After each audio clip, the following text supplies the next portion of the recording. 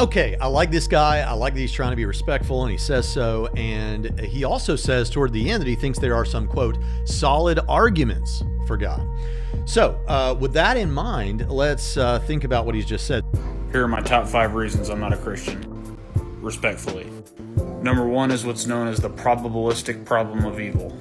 It's just the idea we look out upon the world, we see unimaginable suffering. How many people have starved since the beginning of this video? Is it possible an all-loving God exists? Yeah, it just doesn't seem likely given so much suffering in the world. And so he's mentioned the probabilistic arguments from evil. Now that is the better family of arguments, because a logical argument from evil seeks to show that it's just that there's some incoherence between a God so defined with the omnis and everything, that's so defined that God exists and the evil that we see exists. So this is like the Epicurean paradox. But that is making a stronger claim, but is easier to respond to because all you have to do is give any possible explanation for why God might allow evil and have some greater good reason for doing so. That's all you don't even have to know if that's the right answer. Just so long as there is such an answer that might be the case, it takes the teeth out of the argument of saying it must be the case that if God exists, you won't find this evil. All right. And so God does not exist. The probabilistic or evidential arguments from evil aren't saying that. This is why he says, well, I'm not saying it's impossible. And it's because this is making the softer claim, but this is the more difficult family of arguments from evil to deal with, because it's not saying it's impossible that God exists, so defined. It's just saying that, yeah, your theodicies and the answers that you give, the defenses, those are all fine, but it just, it doesn't explain well certain gratuitous evils that seem to have no greater good purpose. There seem to be enough things like that. If you look at someone like William Rowe on this, there seem to be enough things like that at least it lowers the probability dramatically that such a God exists. Now, the reason I mentioned that he said toward the end that there are some, quote, solid arguments for God is that if we have other good reasons that show for, to a high degree of confidence that God exists, then the evidential argument, which doesn't demonstrate God's non-existence, but just makes it less probable, well, now the probability is all out of whack because we have this other thing over here that shows that God does exist. That's why I like to talk about the theistic arguments in the resurrection case, in addition to discussing evidential arguments from evil, or arguments from evil in general, but specifically with the evidential arguments. So that's what I would do with that. And since he does think there are solid arguments, well, then I do think that changes the probability over here, because the evidential argument from evil is something you can discuss on its own. But in criticism of that argument, not only are we going to talk about possible reasons God might have for allowing these evils, but we're also going to bring in these theistic arguments that we think also counterbalance and actually outweigh the evidence that comes to us from the evidential arguments or probabilistic arguments. Let's see what else he has to say. Number 2 is what's known as divine hiddenness. It's the idea that there are people out there that would believe in God if it was just revealed to them. And there are people today in Africa, the Middle East, that have never even heard of Jesus. They've never heard the gospel even one time. And if a relationship with God is the ultimate good, then it just seems ridiculous that he wouldn't reveal himself to these people. Now, on this one, what I like is he didn't go the way that you might have actually thought he did go, which is to say, well, these people that are in, that are in what missionaries call the 1040 window, these places where they haven't heard the gospel yet. Okay. You might have thought he was saying, well, look, those people are going to die and go to hell because they never heard the gospel. Then we would respond to that with answers for, how does God judge people who've never heard the gospel, the fate of the unevangelized, as it's sometimes put. And we've talked about that many times, and maybe we'll come back to that at some point. But he doesn't go there. Instead, what he just does is a softer and I think better claim from his perspective is,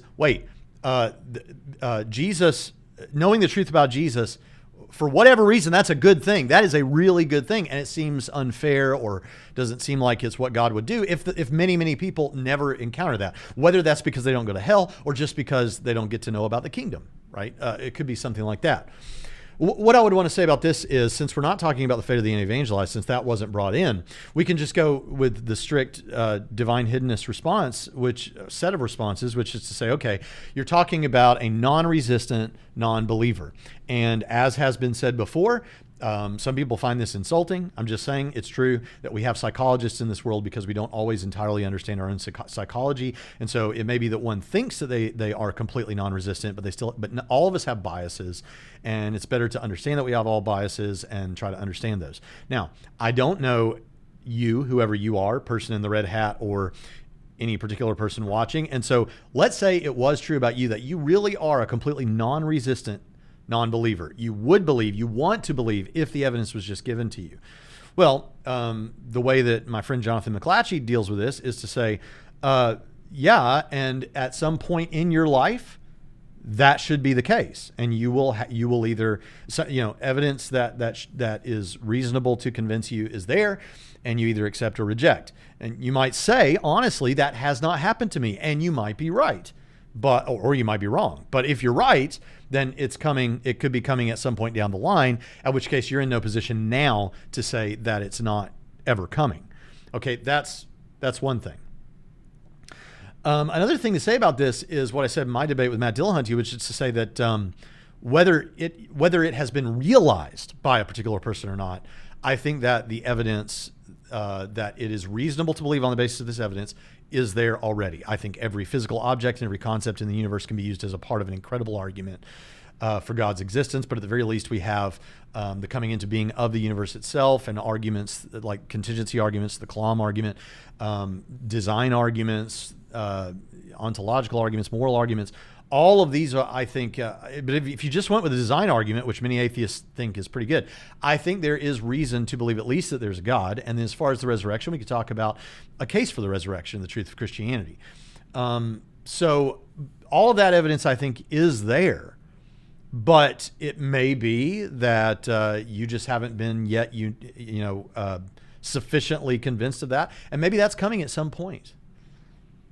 These are some thoughts. Another thing that William Lane Craig often says in response to this is to say, God gives us evidence that is sufficient according to us. This is what we think. God gives sufficient evidence.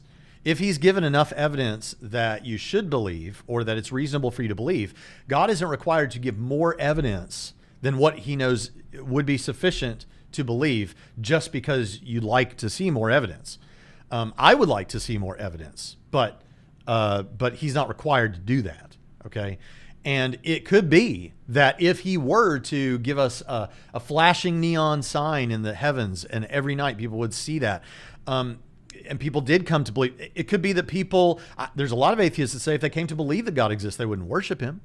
Well, it could be that people don't like the oppressive presence of God constantly reminding them of his existence and his doctrines, right?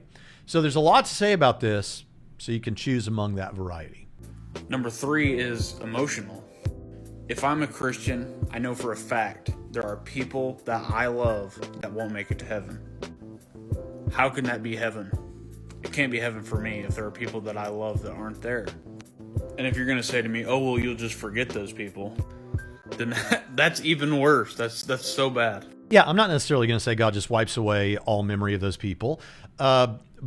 But I would need to know, to assess this question more, I would need to know what's your understanding of the nature of hell. Okay. If I knew that, then I could understand this better. Number 4 is just the time between when Jesus died and when the Gospels were written. There's so many arguments over when it was written, yada, yada, yada. At the very least, we can say decades. And to be honest with you, I can't even remember what I had for breakfast this morning. How the hell is someone supposed to remember what Jesus said, what Jesus did, all these things, decades later? Well, however long you think the time is between when the Gospels were written and the life of Jesus, we still have the creedal statement in 1 Corinthians chapter 15, verses 3 through 7, and then Paul adds himself, I think, in verse 8. And that was written in the early to mid-50s and is thought of by many scholars to go much further back than that, because it was already in the form of a creedal statement. Some people say it goes back to within 3 years of the events themselves. I had Gary Habermas on my show, and I think he mentioned people pushing it back even further than that. But wherever you put it, it's no later than the early to mid 50s, and is thought by scholars to go back much further than that. So wherever you think the Gospels are, the claims about the death, burial, and resurrection of Jesus and appearances to many is all right there in 1 Corinthians 15. So even if you don't think you have the Gospels, that's fine. And number 5 is just the little contradictions in the Bible. All of these can be explained in some way, right? And when I was a Christian, I had my own little explanation for each one, right? Just because one gospel mentions one colt and the other one just mentions one donkey and then one mentions two, that's not really actually a contradiction. But after a while, these pile up in my brain, and I start to think, would an all-knowing, all-powerful, perfect God, would it be this hard to reconcile all of this? Okay, so you found things that seemed like contradictions, and then you read up on them, and you found, oh, this is not necessarily a contradiction. You said, well, you have a whole bunch of those, and each one's not necessarily a contradiction. But when you have so many, it creates like, I'm taking you to mean this cumulative case where, no, now this does kind of create a situation where I'm now compelled, or I'm less likely to believe because there's so many of these things. But this falls prey to what's called the leaky buckets objection. And that is to say, if you have one bucket that's got a small hole in it, and you say, okay, well, this bucket, I get that this bucket looks impressive when I first put water in it, but that it's got a leak and it doesn't hold water, much like the claim that there are these Bible contradictions in a particular place. But then you found out it's got a leak in it, meaning it's not really a contradiction. So it doesn't really hold water, what I thought was a contradiction. But now there are so many other buckets, and yes, there's a hole in the bottom of each of these buckets, but there's so many leaky buckets that now putting them all together, they hold water. Well, no, they're still all leaky buckets. You say, well, no, you could put the buckets all together and turn them where the holes don't. I don't even know what that means if someone were to bring that objection. The fact that doesn't work with this analogy, all right? There's a hole in each of these buckets. They're leaky buckets, but maybe if I have a whole bunch of leaky buckets, now they hold water. No, if they're leaky buckets, if these contradictions can be explained such that they're not contradictions, then you have a leaky bucket, and having a bunch of leaky buckets doesn't hold any more water than if you have one leaky bucket, ultimately. So I think that's important to mention. When it comes down to it, there are some solid arguments for the existence of God. I just think some form of atheism or some form of deism have much better explanatory power for the reality that we perceive today. Well, my friend who's on staff here at Trinity College of the Bible and Theological Seminary, Andrew Armstrong, watched this video. I said, watch this, tell me what you think, because I like this guy. I think he's a friendly guy. And after he watched it, he said some of the things that I've said here. But in the end, he said, well, what I'd tell this guy is to keep going, keep studying this stuff. Not in a condescending way. He means it like, hey, if you're saying you think there's some solid arguments on both sides, well, don't give up this quick. Keep looking at it, because you may well become convinced that one of these theistic arguments neutralizes at least the intellectual force of the evidential argument from evil. You might come to think similar things about each of these things you brought up, and maybe you'll become a Christian. But I'd love to hear from you if that's the case.